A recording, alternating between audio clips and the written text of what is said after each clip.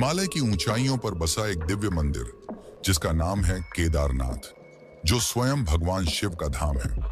क्या आपने कभी ये सोचा कि ये मंदिर उस स्थान पर स्थित है जहां इंसानों की सांसें भी जवाब देने लगती हैं? वहां हजारों साल पहले बिना मशीन, बिना इंजीनियर, बिना कोई भी आधुनिक टेक्नोलॉजी के ऐसा भव्य मंदिर बनाया गया जो 400 वर्षों तक बर्फ के नीचे दबा रहा, बिना किसी खरोंच के। क्या ये केवल वास्तु का चमत्कार था या फिर किसी दिव्य शक्ति की सजीव उपस्थिति? कैसे कोई उस समय में बिना किसी इंटरलॉकिंग टेक्नोलॉजी या नक्शे के ऐसा मंदिर बना सकता है? ये एक मंदिर नहीं है, एक दिव्य रहस्य है जहां विज्ञान, धर्म और ब्रह्मांडीय ऊर्जा का मिलन महसूस। 16 जून 2013 की रात में केदारनाथ में भीषण बाढ़ आई। आसमान से कहर बरसा, बादल फटे और कई घर जल के भीतर समा गए। हजारों जिंदगियां उस बाढ़ में बह गईं। ठीक उसी समय 20 फीट का पत्थर, जिसका करीबन 30 टन वजन होगा, वो मंदिर के पीछे आकर रुक गया और केदारनाथ को डूबने से बचा लिया। उसने बाढ़ का रुख मोड़ा, मंदिर की रक्षा की और खुद को बना लिया। भीमशिला। ये शिला आज भी वहीं स्थित है, मानो कह रही हूं, यहां स्वयं शिव की शक्ति है। लेकिन सवाल अभी खत्म नहीं होता। केदारनाथ का कपाट साल में 6 महीनों के लिए बंद रहता है और चौंका देने वाली बात तो ये है कि उस समय पर ना ही कोई मंदिर के भीतर रहता है और ना ही उसके आसपास। फिर भी गर्भगृह में रखा दीपक लगातार जलता रहता है। वो लौ बुझती नहीं। ये कैसे संभव है? और यहीं पर सवाल आता है शिवलिंग के आकार का, जो कि त्रिकोणीय आकार के जैसा है। क्यों ये इतना अलग है? क्या ये संकेत है किसी रहस्य का? आज इस वीडियो के माध्यम से मैं आपको ले जाऊंगा केदारनाथ की उन रहस्यमयी परतों में जहां हर पत्थर एक कहानी कहता है, हर दीवार में कोई चमत्कार छिपा है और हर मोड़ पर विज्ञान को झुकना पड़ता है श्रद्धा के आगे। तो बने रहिए मेरे साथ, क्योंकि ये सिर्फ एक कहानी नहीं बल्कि आपके विश्वास की परिभाषा बदल देगी। पर अगर आप इस चैनल पर नए हैं तो चैनल को सब्सक्राइब जरूर कर दें और कमेंट में हर हर महादेव लिखें। केदारनाथ मंदिर हिमालय की गोद में बसा है, जिसे स्वयं भगवान शिव जी का धाम माना जाता है। ये समुद्र तल से 3583 मीटर ऊंचा है। इस मंदिर को देखकर यह सवाल उठता है कि इतना भव्य मंदिर आखिर किसने बनाया? क्या किसी देवता ने या फिर किसी पुराने भारत के इंजीनियर ने? केदारनाथ मंदिर की रचना अपने आप में ही भव्य है। ये खास तरह के पत्थरों से बना है जो भूरे रंग के हैं और इस प्रकार के पत्थर उस स्थान पर नहीं मिलते। तो जरा गौर कीजिए, जब ये मंदिर बनाया जा रहा होगा तब 6 से 8 टन के भारी पत्थरों को 20 से 30 किलोमीटर दूर से लाया गया होगा और 12,000 फीट की ऊंचाई पर चढ़ाया गया होगा। ये कैसे संभव है? आज की एडवांस टेक्नोलॉजी भी ये काम करने में असमर्थ है। चौंकाने वाली बात तो ये है कि इन पत्थरों को जोड़ने के लिए सीमेंट का इस्तेमाल नहीं किया गया है।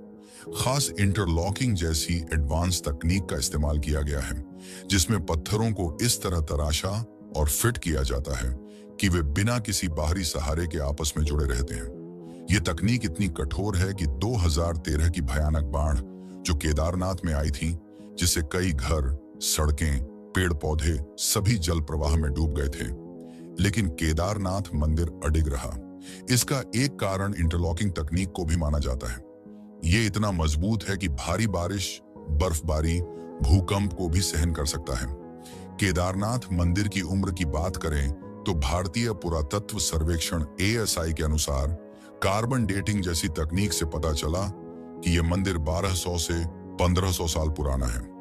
लेकिन हिंदू मान्यताओं के अनुसार इस मंदिर की उम्र 5000 साल से भी पुरानी है। कहा जाता है कि यह मंदिर पांडवों ने बनाया था। कैसे? आपको थोड़ी देर में पता चल जाएगा। महाभारत खत्म हो चुका था और पांडवों ने अपने भ्राताओं और गुरु की हत्या की थी। तो इस पाप से मुक्ति पाने के लिए वे भगवान शिव के शरण में गए, लेकिन शिव जी उनसे नाराज थे तो वे उन्हें दर्शन नहीं दे रहे थे। तभी पांडव केदार क्षेत्र पहुंचे और शिव जी ने एक भैंस का रूप ले लिया और बाकी भैंसों के साथ वहां से जाने लगे। लेकिन पांडवों की भक्ति शिव जी के लिए बहुत ज्यादा थी। भीम ने सभी भैंसों के लिए एक द्वार बनाया और सभी भैंसों को वहां से जाने के लिए कहा। तभी युधिष्ठिर की नजर एक भैंसे पर पड़ी जो वहां से नहीं जा रहा था। वे देखते ही समझ गए, वो और कोई नहीं बल्कि स्वयं शिव भगवान है। भीम ने उस भैंस को पकड़ने की कोशिश की, लेकिन वो धरती में समाने लगा। भीम ने उसका कुबड़ पकड़ लिया, जो बाहर रह गया। यही कुबड़ आज केदारनाथ के शिवलिंग के रूप में पूजा जाता है, और यही कारण है कि केदारनाथ 4 धामों में से एक धाम माना जाता है। शिव के अन्य अंग भुजाएं तुंगनाथ में, मुख रुद्रनाथ में, नाभि महाबलेश्वर में और जटा कल्पेश्वर में प्रकट हुए। इन 5 स्थानों को आज पंच केदार के नाम से जाना जाता है। इसके पश्चात शिव जी ने पांडवों को दर्शन दिए और उनको उनके पापों से मुक्ति दी, और यहीं पर पांडवों ने भगवान शिव का यह भव्य मंदिर केदारनाथ बनवाया। लेकिन यह कहानी अभी समाप्त नहीं होती। 8वीं शताब्दी में शंकराचार्य ने पूरे देश का एक चक्कर लगाया और केदारनाथ मंदिर को पूर्ण निर्मित कराया, और 3 अलग अलग मंदिरों की भी स्थापना की, जिन्हें आज हम 4 धाम के नाम से जानते हैं। ये सब उन्होंने केवल 32 की उम्र में कर दिखाया। उन्होंने यह सुनिश्चित किया कि पूजा करने की एक विधि होनी चाहिए, और केदारनाथ एवं बद्रीनाथ जैसे मंदिरों में आज भी उनके बनाए गए विधियों से पूजा पाठ होता है।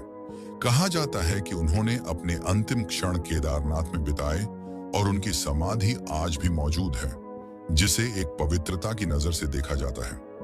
केदारनाथ मंदिर तक पहुंचने का मार्ग बहुत कठिन है। केदारनाथ की यात्रा केवल एक तीर्थ यात्रा नहीं, बल्कि आस्था, साहस और प्रकृति के साथ एक गहरा जुड़ाव है। केदारनाथ से सबसे पास का रेलवे स्टेशन ऋषिकेश है, जो मंदिर से 200 किलोमीटर दूर है। यहाँ से श्रद्धालु सड़क मार्ग से सोनप्रयाग तक जाते हैं, जो करीब 10 घंटे का सफर है। सोनप्रयाग से आगे निजी वाहनों की अनुमति नहीं है, इसीलिए यात्री सरकारी जीपों से 5 किलोमीटर का सफर तय करते हैं, और फिर शुरू होती है 16 किलोमीटर की कठिन पैदल यात्रा, मंदाकिनी नदी के किनारे बर्फीले पहाड़ों के बीच। यह यात्रा हर श्रद्धालु के लिए एक अनोखा अनुभव है। केदारनाथ अपने बनावट और दिव्यता के लिए पूरी दुनिया में लोगों का ध्यान अपनी ओर खींचता है। Wadia institute of Himalayan geology के अनुसार 400 सालों तक यह मंदिर बर्फ के नीचे दबा रहा, फिर भी एक खरोंच नहीं आई। 2013 की भयानक बाढ़ को मंदिर ने सह लिया, भीमशिला की मदद से, जिसने आने वाले जल प्रवाह को 2 भागों में बांट दिया था।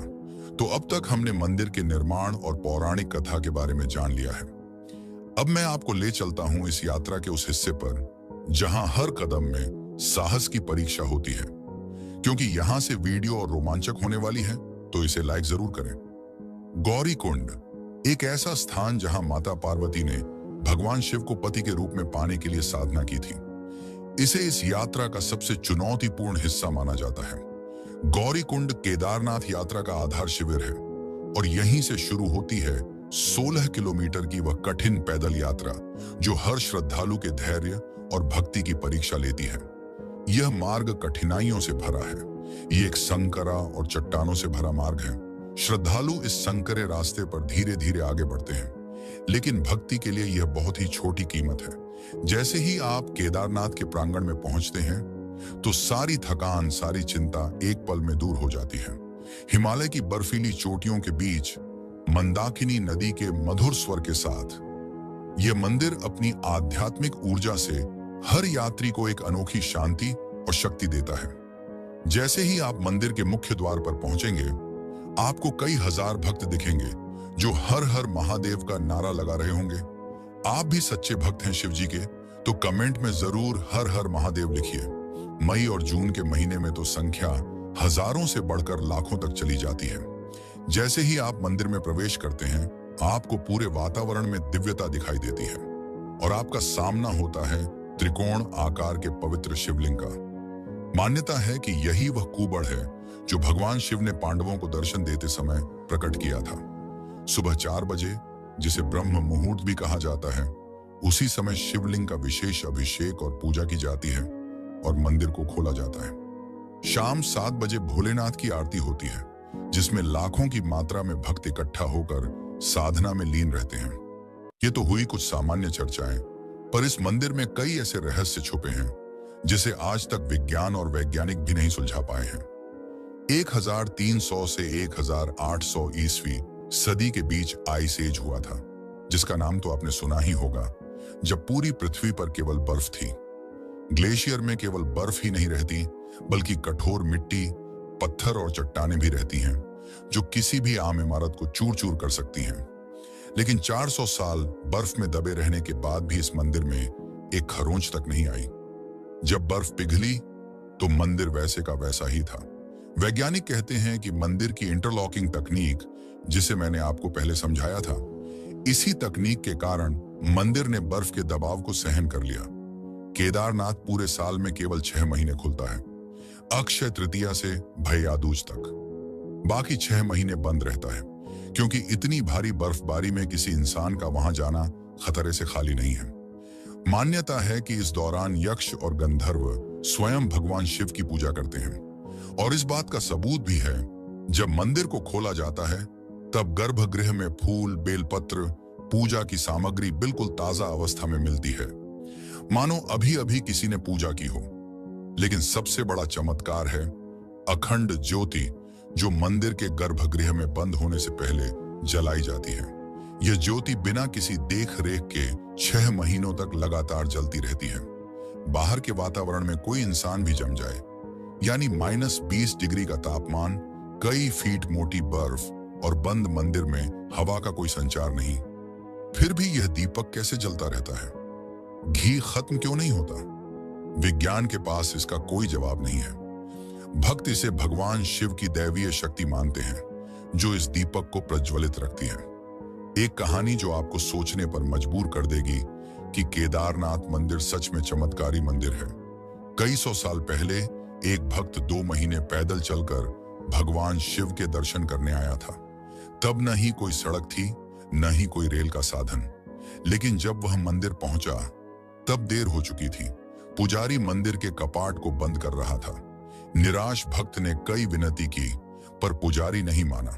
निराश भक्त वहीं बैठ गया। रात की कंपाती ठंड और भूख से भक्त कांप रहा था। तभी एक अघोरी आया, जिसके हाथ में त्रिशूल था और डमरू। उसने भक्त को खाना दिया और आग जलाई। सुबह होने के बाद भक्त ने देखा कि मंदिर के कपाट खुले हैं। वह हैरान होकर पुजारी से पूछने लगा कि यह कैसे संभव है। तो पुजारी ने कहा कि 6 महीने के बाद आज कपाट खोले जा रहे हैं। भक्त स्तब्ध रह गया। भक्त ने पुजारी को सारी घटना बताई, जो उसके साथ रात को हुई थी, कि कैसे एक अघोरी ने उसकी सहायता की। पुजारी समझ गया कि यह महादेव ही थे, जिन्होंने अपने भक्त की सहायता की। केदारनाथ के पुजारी भी इस भव्य कहानी का एक हिस्सा हैं। इन्हें रावल कहा जाता है और ये कर्नाटक के उडुपी जिले के वीर शैव ब्राह्मण समुदाय से आते हैं। पीढ़ी दर पीढ़ी ये वैदिक विद्वान मंदिर की सेवा करते हैं। रावल के साथ सहायक पुजारी भी होते हैं, जो पूजा अर्चना और अनुष्ठानों में सहायता करते हैं। पूजा करने की भी एक विधि रहती है। सुबह ब्रह्म मुहूर्त के समय शिवलिंग को पवित्र जल से स्नान किया जाता है। घी का लेप लगाकर आरती की जाती है। शाम में शिवलिंग का विशेष श्रृंगार किया जाता है, जिसे भक्त दूर से देखते हैं और शिव जी का दर्शन करते हैं। क्या आपको ये पता है कि केदारनाथ मंदिर का एक गहरा रिश्ता रामेश्वरम मंदिर से भी है? ये दोनों धाम, जो 2800 किलोमीटर दूर हैं, लगभग 79 डिग्री देशांतर रेखा पर एक सीध में स्थित हैं। केदारनाथ से शुरू होकर कालेश्वर, ओंकारेश्वर, महाकालेश्वर और रामेश्वरम तक ये शिव मंदिर एक अद्भुत ऊर्जा रेखा बनाते हैं। प्राचीन राशियों ने इन मंदिरों को ज्योतिषीय और वास्तुशास्त्र की गणना के आधार पर स्थापित किया है। ये जो एक दिव्य रेखा बनती है इन मंदिरों के निर्माण से, उन्हें विदेश के कई रिसर्चर और वैज्ञानिक ली लाइन कहते हैं। ये लाइन पवित्र स्थानों को आपस में जोड़ती है। भारतीय शास्त्रों में इन्हें निदा मंडल का नाम दिया गया है, जहां साधना और ध्यान का एक दिव्य आभास होता है, और यही कारण इन सभी मंदिरों को इतना शक्तिशाली बनाता है। अब आप वीडियो के अंतिम भाग में पहुंच चुके हैं और मैं आपको एक कथा सुनाने जा रहा हूं। यह एक रहस्यमयी कथा है जिसे आपने कहीं नहीं सुना होगा, और कहा जाता है कि यह कथा सुनने से शिव जी का आशीर्वाद आपके साथ सदा रहेगा।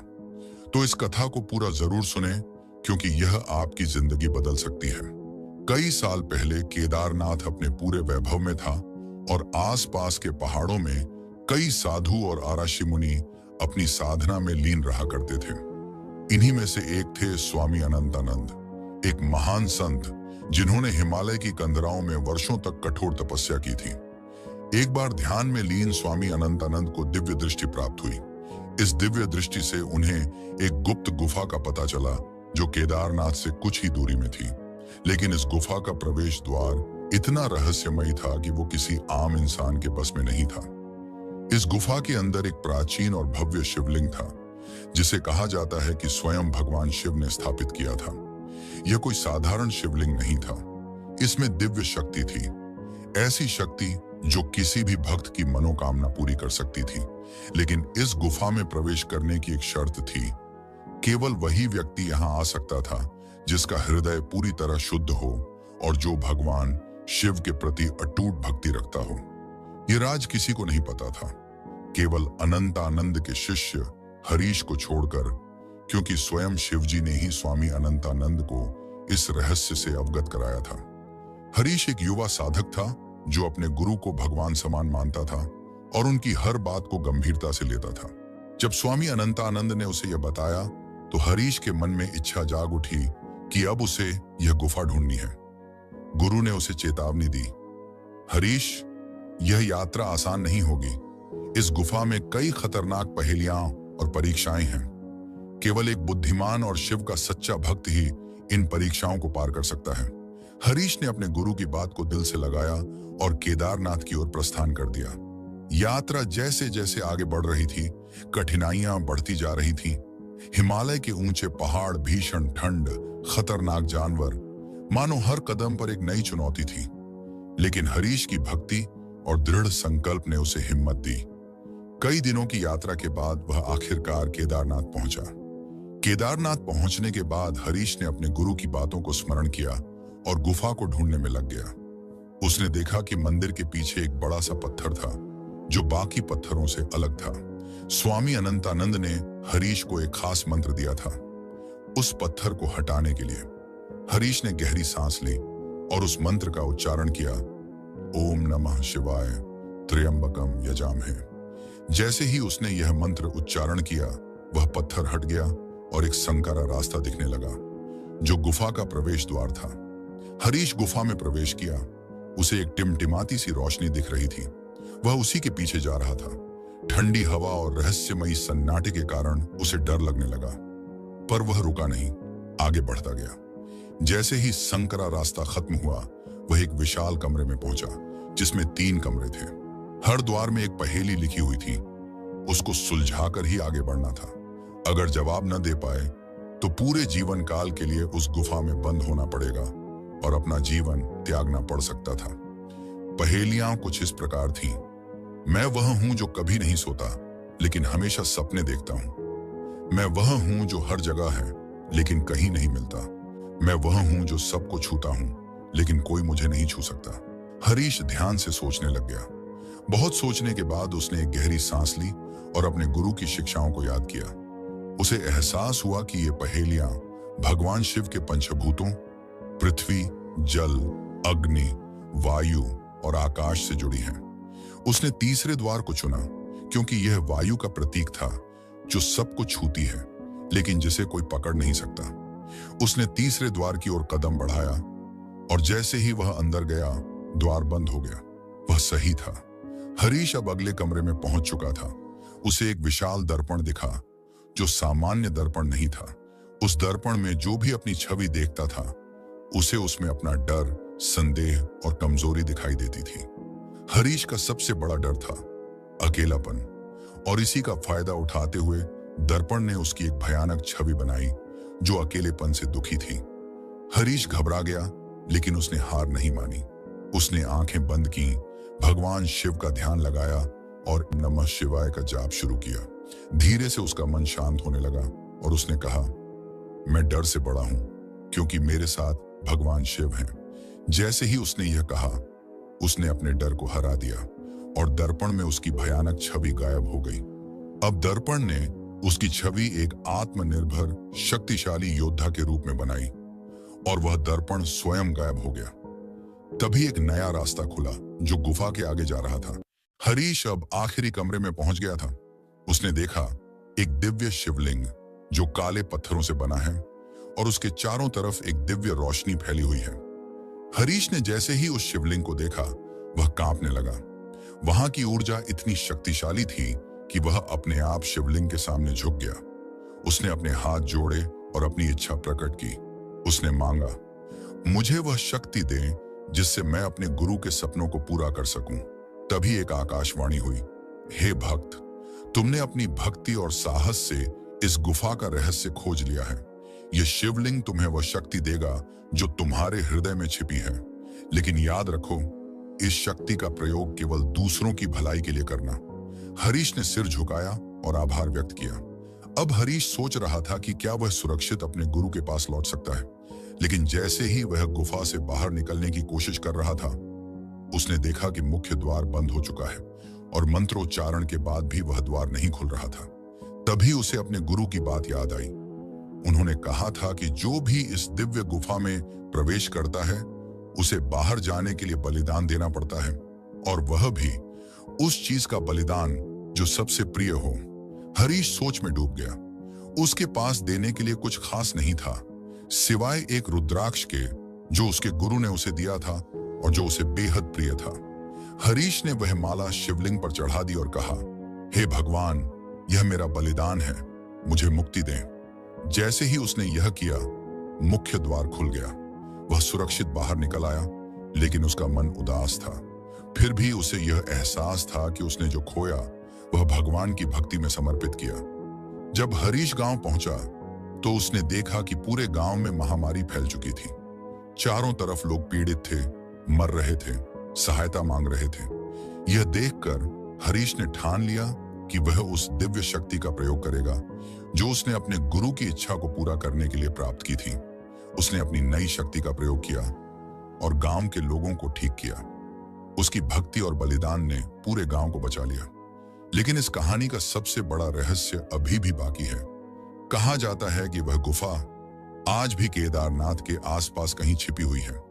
कुछ लोग मानते हैं कि वह प्राचीन शिवलिंग आज भी वहां मौजूद है, लेकिन कोई उसे ढूंढ नहीं पाया। यह आज भी एक रहस्य है। तो ये थी कथा। अगर आपने यहां तक देख लिया है तो आपको यह जगन्नाथ की डॉक्यूमेंट्री जरूर पसंद आएगी, जिसमें मैंने हर संभव प्रयास किया है कि आपको जगन्नाथ मंदिर का हर रहस्य बता सकूं। अगर ये वीडियो आपको पसंद आई हो तो चैनल को सब्सक्राइब जरूर करिए और वीडियो को लाइक करके शेयर कर दीजिए, ताकि हम आपको ऐसे ही भव्य यात्राओं में ले जाते रहें।